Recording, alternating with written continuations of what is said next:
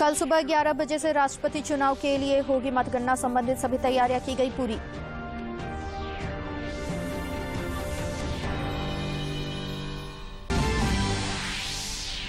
गढ़वा में women's college के निर्माण का मार्ग हुआ प्रशस्त। मुख्यमंत्री ने दी स्वीकृति। भ्रष्टाचार में लिप्त कई अधिकारियों पर कार्रवाई का मुख्यमंत्री ने दिया आदेश।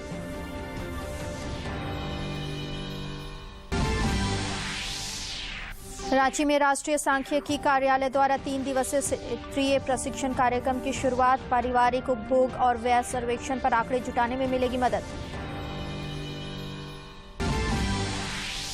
और एसआई संध्या टोपनो की वाहन से कुचलकर हत्या मामले में गरमाई राजनीति। पूर्व मुख्यमंत्री और भाजपा के राष्ट्रीय उपाध्यक्ष ने की सीबीआई की जांच की मांग।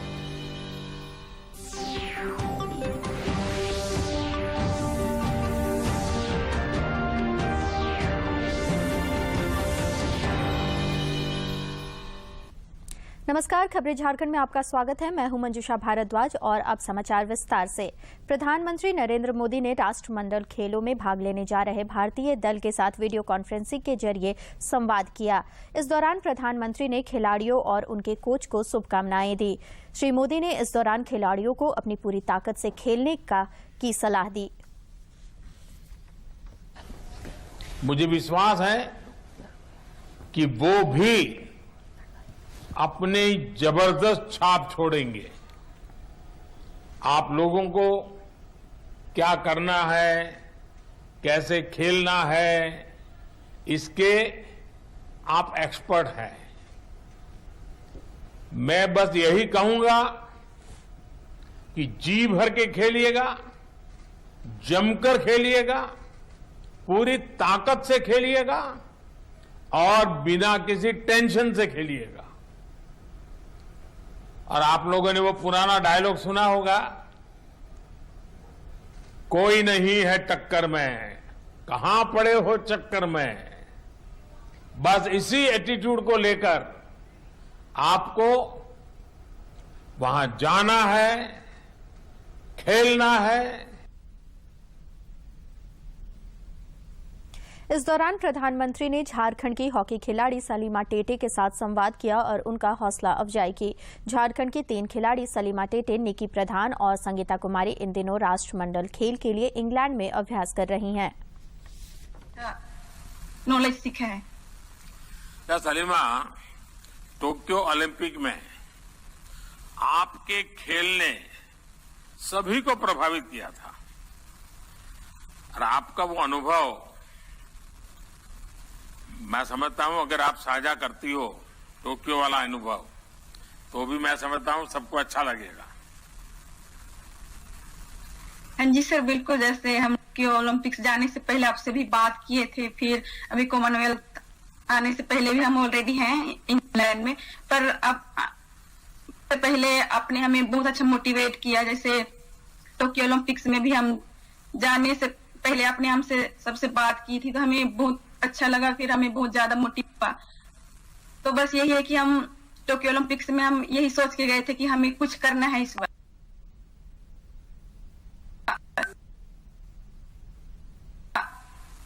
पहचान थी, जैसे हमने बहुत अच्छा खेला रही टीम, तो हमें इसको कंटिन्यू रखना है सर। सलीमा, आप छोटी सी ही उम्र में कई बड़े अंतर्राष्ट्रीय मैच खेल चुकी है और मुझे पक्का विश्वास है कि अनुभव आपको आगे भी बहुत ही मदद करेगा। आप बहुत आगे बढ़ेगी। मैं आपके माध्यम से महिला और पुरुष दोनों ही हॉकी टीम को अपनी ओर से और देश की तरफ से बहुत बहुत शुभकामनाएं देता हूं। राष्ट्रपति पद के लिए हुए चुनाव की मतगणना से संबंधित सभी तैयारियां पूरी कर ली गई हैं। संसद भवन परिसर और देश भर के विधानसभाओं में हुए मतदान के बाद सभी बैलेट बॉक्स संसद भवन परिसर में एकत्रित किए जा चुके हैं। कल सुबह 11 बजे से राष्ट्रपति चुनाव से संबंधित मतगणना शुरू कर दी जाएगी। मतगणना के दौरान प्रथम वरीयता के आधार पर सभी मतपत्रों को अलग अलग पक्षों की ट्रे में रखा जाता है और फिर उसके बाद मतगणना प्रारंभ की जाती है। Centre for development of telematics (C.) ने स्थानीय उद्योग और स्टार्टअप्स पर ध्यान केंद्रित करते हुए स्वदेशी 5G इकोसिस्टम वाले विभिन्न स्टेक होल्डर्स के साथ झारखंड समेत देश भर में पिछले कुछ दिनों से कोरोना संक्रमण का दायरा फिर से बढ़ता जा रहा है। देश में पिछले 24 घंटे के दौरान कोविड के 20,557 नए मामले सामने आए हैं, जबकि इस दौरान 18,517 लोग स्वस्थ भी हुए हैं।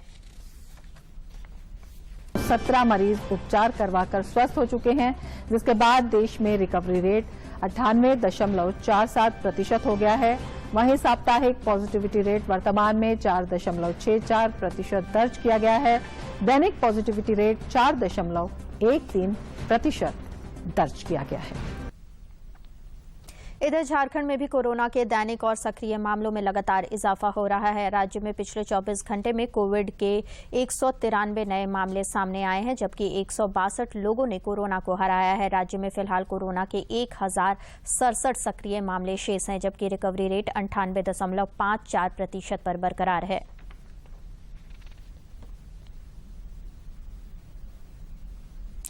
कोरोना के खिलाफ जारी जंग में देश में टीकाकरण अभियान तेज गति से जारी है। केंद्रीय स्वास्थ्य मंत्रालय के अनुसार देश में 200,67,76,000 से अधिक कोविड रोधी टीके लगाए जा चुके हैं।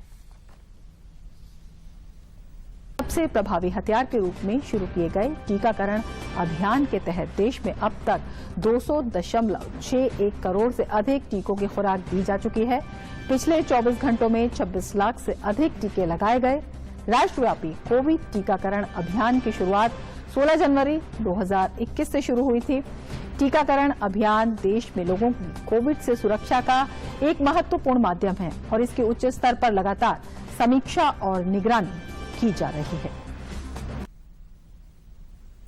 राज्य सरकार किशोरियों और युवतियों की शिक्षा को लेकर गंभीर है। इसी क्रम में गढ़वा में विमेंस कॉलेज के निर्माण के लिए मुख्यमंत्री हेमंत सोरेन ने स्वीकृति दी है। इस कॉलेज के लिए करीब 14 करोड़ रुपए की प्रशासनिक स्वीकृति के प्रस्ताव का अनुमोदन किया गया है। इसके अलावा मुख्यमंत्री ने भ्रष्टाचारियों के खिलाफ सरकार के जीरो टॉलरेंस नीति के तहत कई अधिकारियों पर विभागीय कार्रवाई शुरू करने की भी स्वीकृति प्रदान की है।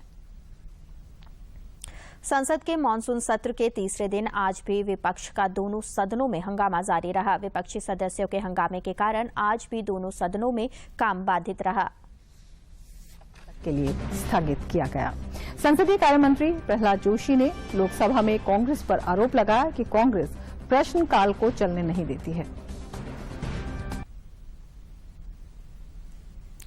उड़न परी के नाम से मशहूर पूर्व एथलीट पीटी उषा ने आज राज्यसभा में सांसद के तौर पर शपथ ली। सभापति एम.के. वेंकैया नायडू ने उन्हें शपथ दिलाई।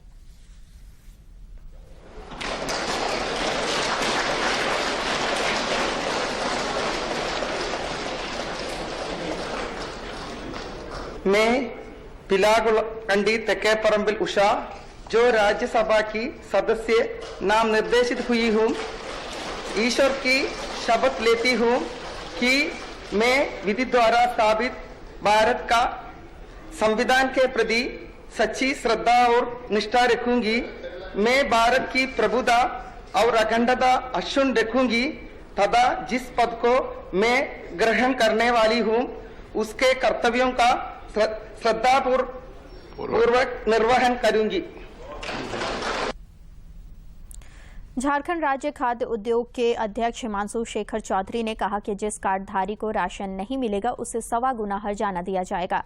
अनाज की अनुपलब्धता पर इसके लिए आयोग में शिकायत दर्ज करानी होगी। श्री चौधरी इन दिनों 4 दिवसीय पलामू के दौरे पर हैं। उन्होंने कहा कि पलामू सहित राज्य के हर जिले के मुखिया अपने पंचायत क्षेत्र में राष्ट्रीय खाद्य सुरक्षा अधिनियम 2013 को पारदर्शी बनाएंगे एवं प्रभावी तरीके से लागू कराएंगे। इसके लिए उन्हें आयोग पुरस्कृत करेगा।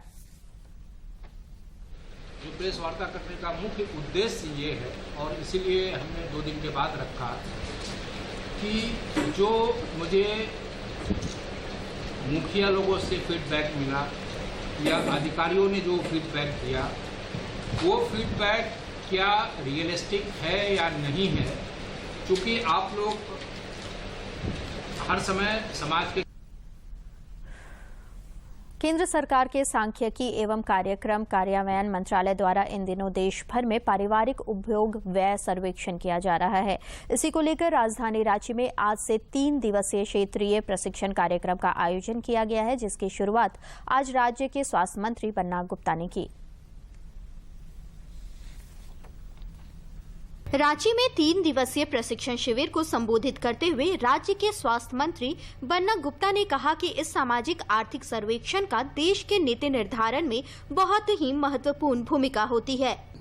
आपके सर्वेक्षण की ईमानदारी और उसकी महत्व से आम लोगों के जीवन पर तो असर पड़ेगा ही, राष्ट्र के भी आर्थिक हमारे जो चक्र है उस पर भी इसके दूरगामी प्रभाव पड़ेंगे। इस दौरान राष्ट्रीय सांख्यिकी विभाग के झारखंड प्रमुख सह उप निदेशक रंजीत कुमार तिवारी ने इस सर्वेक्षण की विस्तृत जानकारी दी। उन्होंने बताया कि इस सर्वेक्षण द्वारा देश भर के व्यक्तियों द्वारा वस्तुओं एवं सेवाओं के उपभोग से संबंधित आंकड़ा एकत्रित किया जाता है, जिसका उपयोग देश के नीति निर्धारण एवं परियोजनाओं के निर्माण में उपयोग होगा। ये जो जीवन स्तर का आकलन है, जीवन स्तर, लोगों के जीवन स्तर के परिवर्तन और उसके बारे में जानना, जो उनके बीच जो जीवन स्तर से संबंधित असमानताएं हैं, इनइक्वालिटीज हैं, उन सब का स्टडी या अध्ययन इन्हीं आंकड़ों के माध्यम से होता है। इसके अलावा जो हमारा टोटल सामाजिक उपभोग है उसके बारे में भी हम इन आंकड़ों से पता करते हैं। तो यह केवल नीति निर्धारण के लिए और परियोजनाओं को इम्प्लीमेंट करने के लिए, उसके बारे में जानकारी हासिल करने के लिए ही नहीं है। भारत सरकार के सांख्यिकी एवं कार्यक्रम कार्यान्वयन मंत्रालय द्वारा समय समय पर इस प्रकार के सामाजिक एवं आर्थिक सर्वेक्षण किए जाते हैं, जो देश के नीति निर्धारण में सहायक सिद्ध होते हैं। आज के इस प्रशिक्षण शिविर में राज्य भर के संबंधित पदाधिकारी एवं कर्मचारी उपस्थित थे। दूरदर्शन समाचार के लिए रांची से प्रताप की रिपोर्ट। पिछले 2.5 सालों में राज्य में लाखों श्रमिकों को सुरक्षित घर वापसी की गई है। इस दौरान राज्य सरकार के प्रयास से श्रमिकों के 2 करोड़ रुपए के बकाया का भी भुगतान कराया गया। झारखंड सरकार के श्रम विभाग के श्रमाधान पोर्टल के जरिए मजदूरों को सहायता मिल रही है और यह काम अब भी जारी है। इसके तहत राज्य प्रवासी नियंत्रण कक्ष भी लगातार सक्रिय है।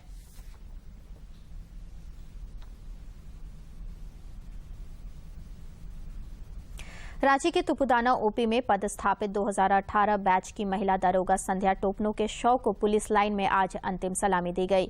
अंतिम सलामी यात्रा में कई पुलिस अधिकारी भी मौजूद थे और जाबाज दरोगा को याद कर सभी की आंखें नम हो गई।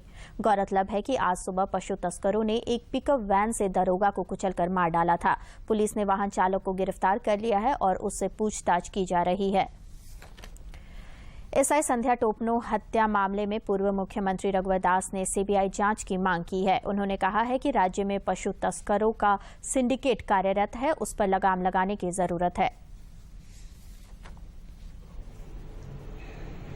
क्योंकि ये पशु तस्करों का सिंडिकेट है, पूरे राज्य में लोग अब कहने लगे हैं जिस तरह अवैध माइनिंग हो रहा है, उसी तरह राज्य में पशु तस्करी का भी बड़े पैमाने पर धंधा चल रहा है और जिसके कारण ही आज इस 2.5 वर्षों में जिस तरह सरकार चल रही है तो पूरी कानून व्यवस्था ध्वस्त है। उधर गिरिडीह सेंट्रल जेल के जेलर प्रमोद कुमार पर आज 2 अज्ञात अपराधियों ने फायरिंग की और फरार हो गए। अपराधियों ने 3 राउंड फायरिंग की। घटना के बाद इलाके में अफरा तफरी मच गई। घटना के बाद मुफस्सिल पुलिस इंस्पेक्टर समेत कई पुलिस अधिकारी घटनास्थल पर पहुंचे और मामले की छानबीन शुरू की।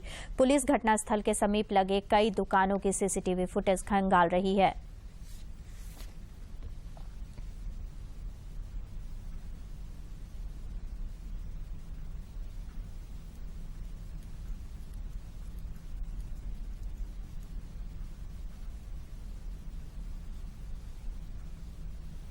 और अब कुछ खबर राज्य के विभिन्न जिलों से।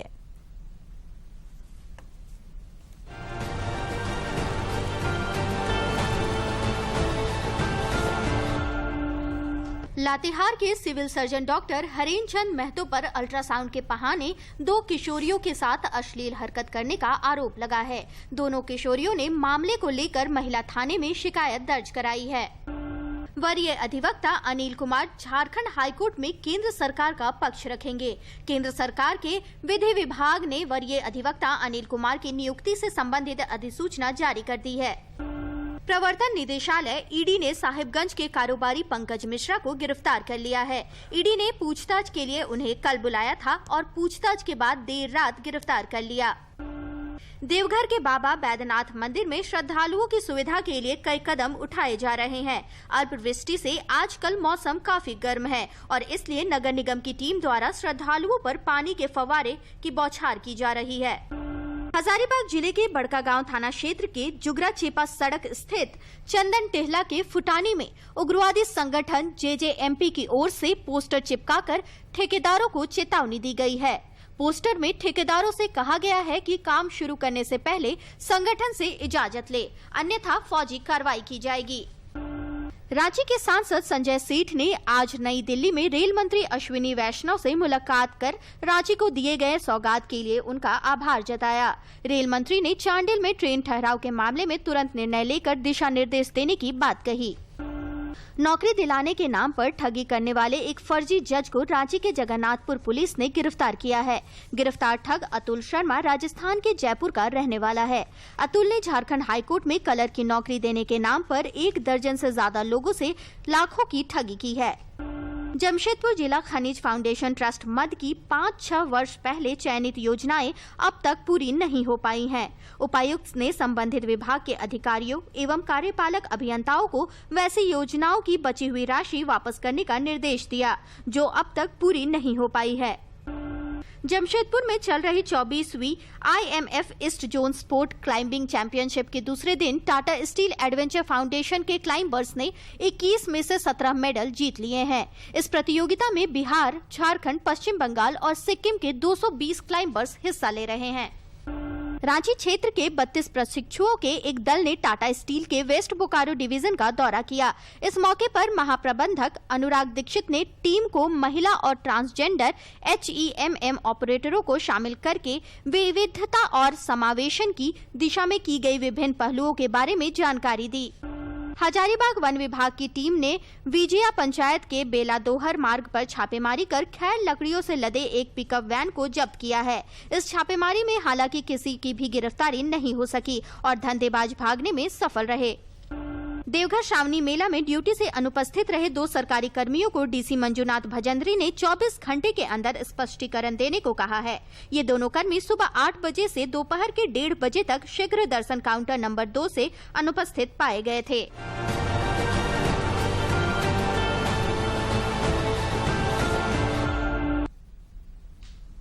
प्रधानमंत्री नरेंद्र मोदी ने इस महीने की 31 तारीख को आकाशवाणी से प्रसारित होने वाले मन की बात कार्यक्रम के लिए सुझाव आमंत्रित किए हैं।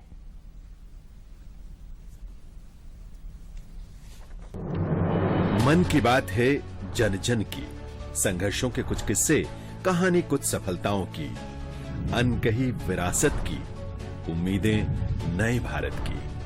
महीने के आखिरी रविवार का रहता है इंतजार मलयाचल के आंचल से विंध्याचल के आंगन तक, ब्रह्मपुत्र के घाट से हिमालय के विस्तार तक होती है मन की बात प्रधानमंत्री के साथ। तो सुनिए इस महीने 31 जुलाई सुबह 11 बजे मन की बात आकाशवाणी और दूरदर्शन के सभी चैनलों पर। मन की बात के प्रादेशिक भाषाओं में अनुवाद का पुनः प्रसारण आप सुन सकते हैं रात 8 बजे आकाशवाणी और दूरदर्शन के सभी प्रादेशिक चैनलों पर। तो सुनिए इस महीने 31 जुलाई सुबह 11 बजे मन की बात। प्रदेश कांग्रेस कमेटी के निर्वाचन अधिकारी प्रकाश जोशी ने आज कहा कि वर्तमान सत्रों के लिए संगठन की चुनावी प्रक्रिया अभी जारी है। उन्होंने बताया कि इस बार प्रदेश कांग्रेस कमेटी ने बेहतर सदस्यता अभियान चलाया और कोरोना महामारी जैसी प्रतिकूल परिस्थितियों के बावजूद कुल 8 लाख से ज्यादा सदस्य बनाए गए। इसके लिए उन्होंने पदाधिकारियों को बधाई भी दी। इस दौरान प्रदेश अध्यक्ष राजेश ठाकुर भी मौजूद थे। रानिल विक्रमसिंघे श्रीलंका के नए राष्ट्रपति चुने गए हैं। चुनाव में 223 सांसदों ने मतदान में हिस्सा लिया। विक्रमसिंघे को 134 वोट मिले। राष्ट्रपति विक्रमसिंघे ने संसद को संबोधित करते हुए सभी प्रमुख नेताओं से साथ मिलकर काम करने का आग्रह किया। आज ही हुआ था मतदान।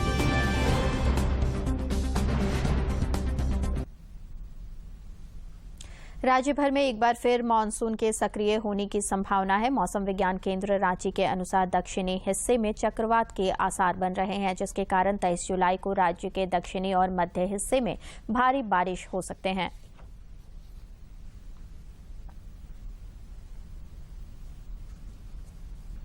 से लेकर 24 तारीख तक राज्य में लगभग सभी स्थानों पे हल्के से मध्यम दर्जे की बारिश देखने को मिलेगी, गर्जन और वज्रपात के साथ में।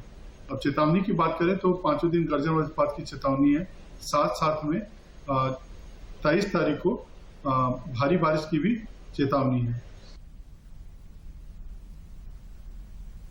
केंद्र की कल्याणकारी योजनाओं ने दुमका जिले के लाखों ग्रामीण परिवारों के जीवन को आसान बना दिया है।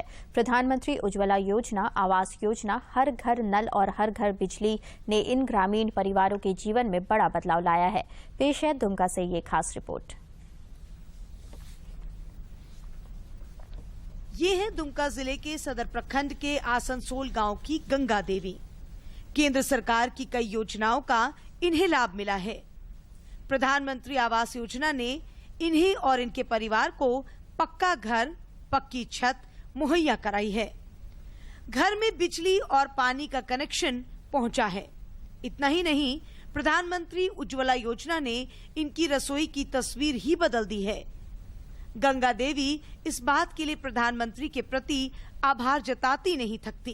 पहले गैस नहीं था, लकड़ी में बनाते थे, बना नहीं पाते थे, लकड़ी में धुआं होता था, इसलिए सुविधा मिला सरकार से, गैस चूल्हा मिला, खाना टाइम में बनाते हैं। गंगा देवी के घर बिजली का कनेक्शन भी पहुंचा है। इससे जहां घर में टीवी और पंखे का सुख इनके परिवार को मिला है, वहीं इनकी बिटिया खुशबू के लिए रात में पढ़ाई करना आसान हो गया है। सरकार से पानी भी मिल आता है नल में, बिजली भी आके सरकारी तरफ से मिला है, और बच्चा पढ़ रहा है ठीक से, बिजली लाइन रहता है, शाम को बच्चा पढ़ता है। गंगा देवी और इनका परिवार पहले चापाकल या कुएं का पानी पीता था। अब घर में पाइपलाइन के जरिए शुद्ध पानी पहुंच रहा है। गांव में इन सुविधाओं के मिल जाने से जीवन स्तर बदल गया है। गंगा देवी के पति दिलीप कुमार कहते हैं कि केंद्र सरकार ने जितना कुछ दिया है, उतने के बारे में उन्होंने कभी सोचा भी नहीं था। बिजली से बच्चे रात को शाम को पढ़ने बैठते हैं और कुछ टीवी भी न्यूज वगैरह समाचार देख लेते हैं, जो कि देश के लिए, देश की खबरों को जानते हैं और कुछ बच्चे को ज्ञान प्राप्त हो जाता है। बहरहाल गंगा देवी जैसी लाखों महिलाओं के लिए केंद्र सरकार की कल्याणकारी योजनाएं किसी वरदान से कम नहीं है। दुमका से आरके नीरद की रिपोर्ट। चाइल्ड ट्रैफिकिंग को रोकने के लिए बाल दुर्व्यापार विरोधी जन जागरूकता अभियान शुरू किया गया है। 18 जुलाई से शुरू होकर 24 जुलाई तक चलने वाला यह अभियान कोडरमा और गिरिडीह के 500 सुदूरवर्ती गांव तक पहुंचेगा।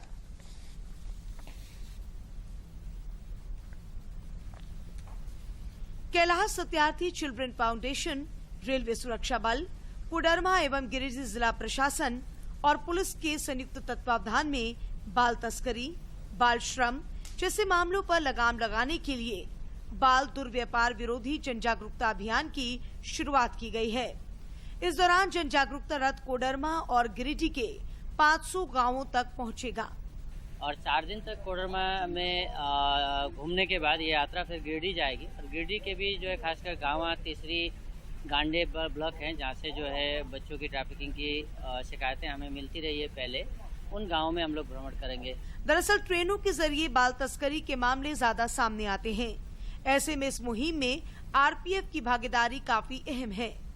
आरपीएफ कमांडेंट हेमंत कुमार के निर्देश पर नेताजी सुभाष चंद्र बोस कोमो स्टेशन से लेकर कोडरमा आरपीएफ तक के जवान इस मुहिम में शामिल हो रहे हैं।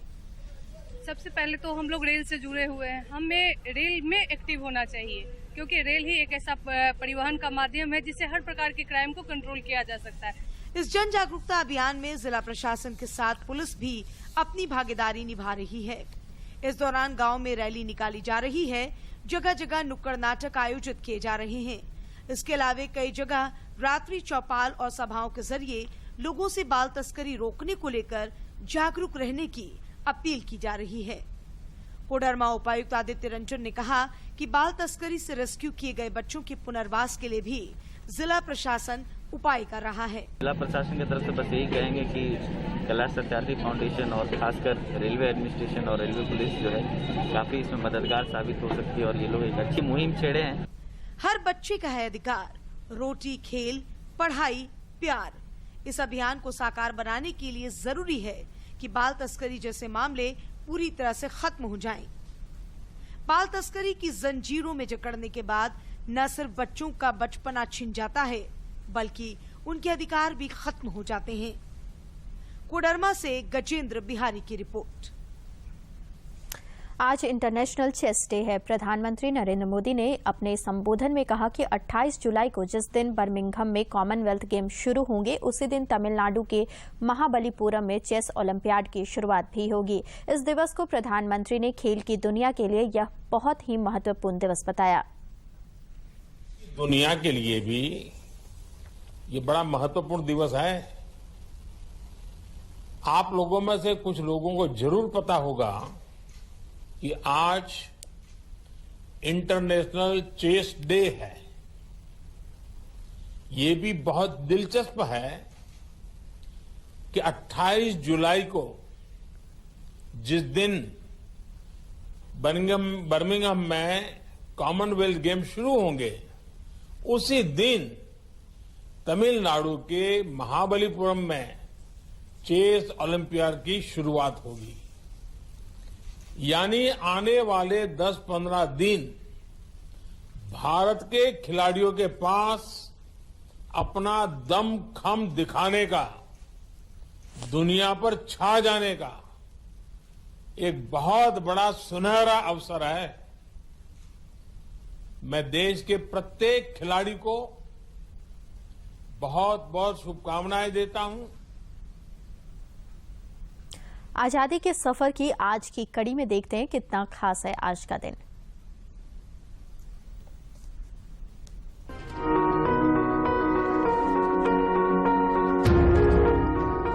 20 जुलाई क्रांतिकारी स्वतंत्रता सेनानी बटुकेश्वर दत्त की पुण्यतिथि है। 18 नवंबर 1910 को पूर्व बर्धमान जिले में जन्मे बटुकेश्वर दत्त स्वतंत्रता सेनानियों चंद्रशेखर आजाद और भगत सिंह के करीबी सहयोगी थे। वर्ष 1924 में बटुकेश्वर भगत सिंह और चंद्रशेखर आजाद से मिले थे। भगत सिंह और चंद्रशेखर आजाद ने ही उन्हें हिंदुस्तान रिपब्लिक एसोसिएशन में शामिल होने के लिए प्रेरित किया। 8 अप्रैल 1929 को भगत सिंह के साथ बटुकेश्वर दत्त ने ही सेंट्रल हॉल में बम फेंका था। इन बहादुर कार्यकर्ताओं ने आत्मसमर्पण करने का फैसला किया ताकि अन्य लोगों को भारतीय स्वतंत्रता संग्राम में योगदान के लिए प्रेरित किया जा सके। जहां भगत सिंह को जॉन सॉन्डर्स की हत्या के लिए फांसी दे दी गई, वहीं बटुकेश्वर दत्त को आजीवन कारावास की सजा सुनाई गई और अंडमान की सेलुलर जेल भेज दिया गया। बटुकेश्वर दत्त को काला पानी के अन्य कैदियों की तरह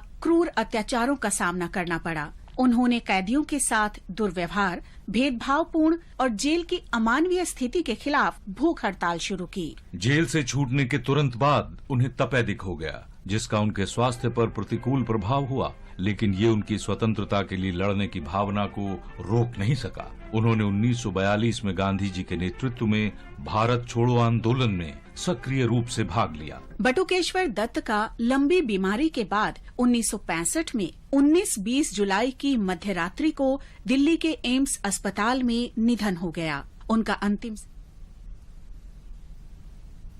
और अंत में मुख्य समाचार एक बार फिर। कल सुबह 11 बजे से राष्ट्रपति चुनाव के लिए होगी मतगणना, संबंधित सभी तैयारियां की गई पूरी।